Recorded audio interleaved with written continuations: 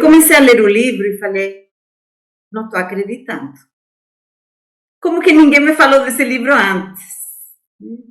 Como é possível que esse livro que foi escrito aproximadamente mais de 5.200 anos atrás, então a gente está falando de 3.000 e poucos anos antes de Cristo, seja tão contemporâneo e tão em sincronicidade com o que a gente está vivendo na sociedade hoje. Então, eu queria que você compartilhasse um pouquinho da sua história com a gente. Vai ser um prazer. A verdade é que eu sou uma dessas pessoas que eu acho que nasci questionando a vida, sabe? Sempre com crises espirituais e querendo saber mais, e etc, etc.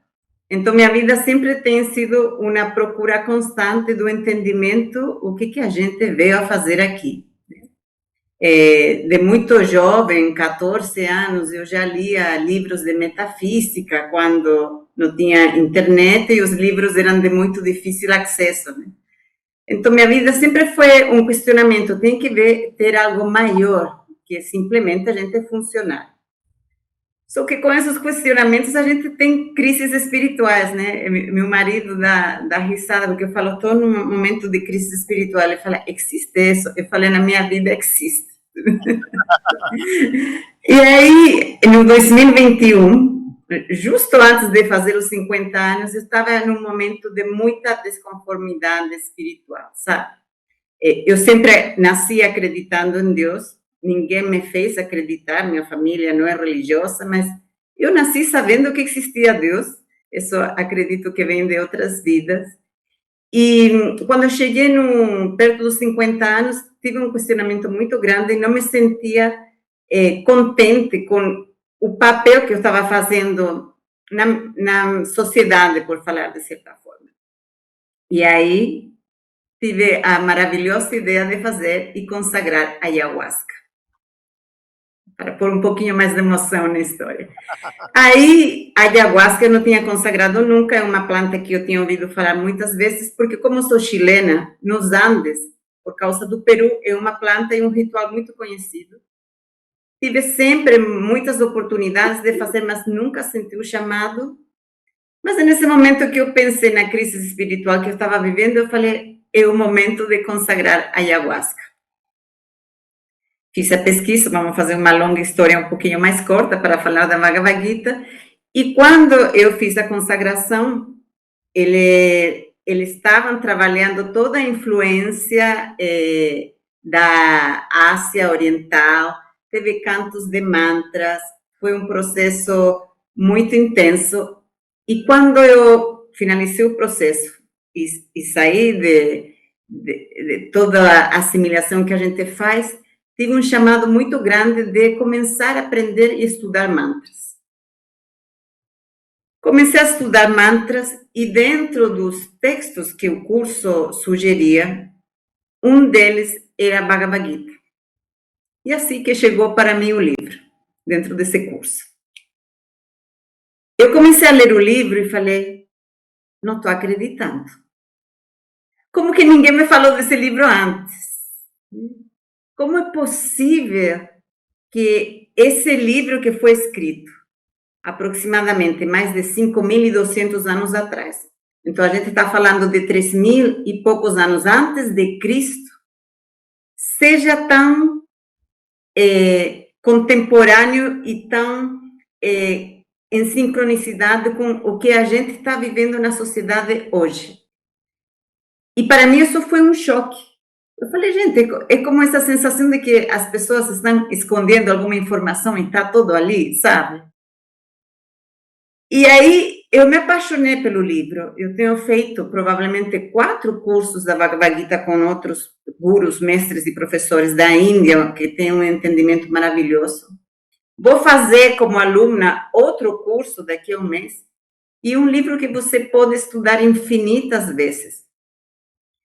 Quando eu estudei esse livro e li pela primeira vez, eu tive um desejo muito grande de poder mostrar esse livro para as outras pessoas, conversar sobre o livro. E a primeira vez que eu consegui fazer isso foi em setembro do ano passado, ou seja, demorei uns 4 anos e poucos, porque é um processo espiritual muito intenso. E eu vou ser bem honesta, no começo, quando, depois de 2 anos, tá, então agora vou ensinar, vou fazer um curso. Aí eu sentava, tá, e o que eu falo, e o que eu digo, e aí, e o que fulanito falou sobre, vamos lá, e vamos fazer a pesquisa. E não dava nada certo, porque era um livro que eu tinha que vivenciar, incorporar na minha vida, né, com a fala da Andrea, né, com minha história como ser humano, para poder fazer essa comunicação. Então, foi um processo longo. E minha fala é muito caseira, muito simples, muito casual, porque meu objetivo é que as pessoas comuns possamos incorporar a Bhagavad Gita na nossa vida. E assim que a Bhagavad Gita chegou para mim. Olha só que história. Mas nesse meio tempo, a gente viu também que você escreveu alguns livros, né? A verdade é que os livros foram... O primeiro livro foi 10 anos atrás, tá? Que eu adoeci, eu tive um câncer de mama, e para mim era muito claro que foi um câncer emocional.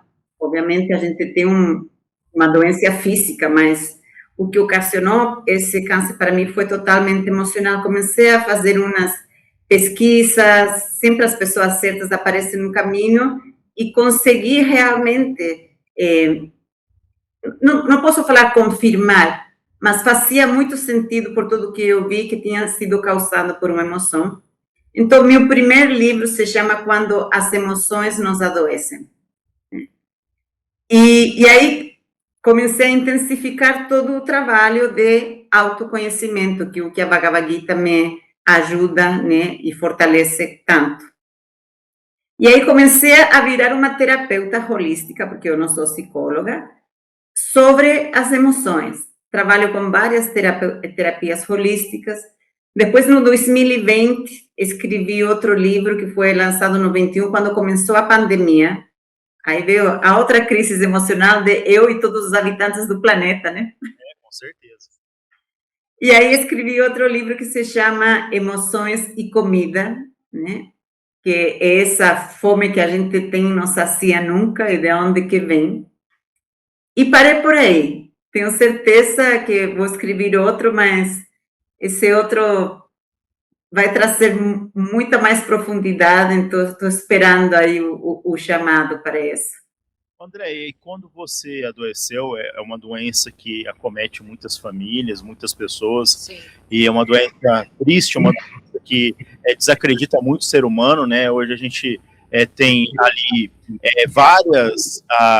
várias frentes, né, trazendo mais qualidade de vida, a cura, né, de várias doenças relacionadas a isso, e quando a doença te acometeu, você ali foi um divisor de águas na sua vida?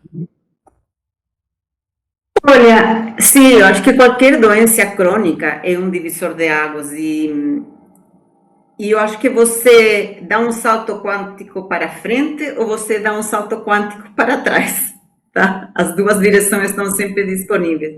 Sou muito grata e humildemente, né, desde minha perspectiva, foi para mim uma mudança na minha vida. Nunca duvidei que eu ia sair dessa situação. Graças a Deus foi um câncer que foi pego no momento certo, mas me levou a ressignificar totalmente o que era a vida.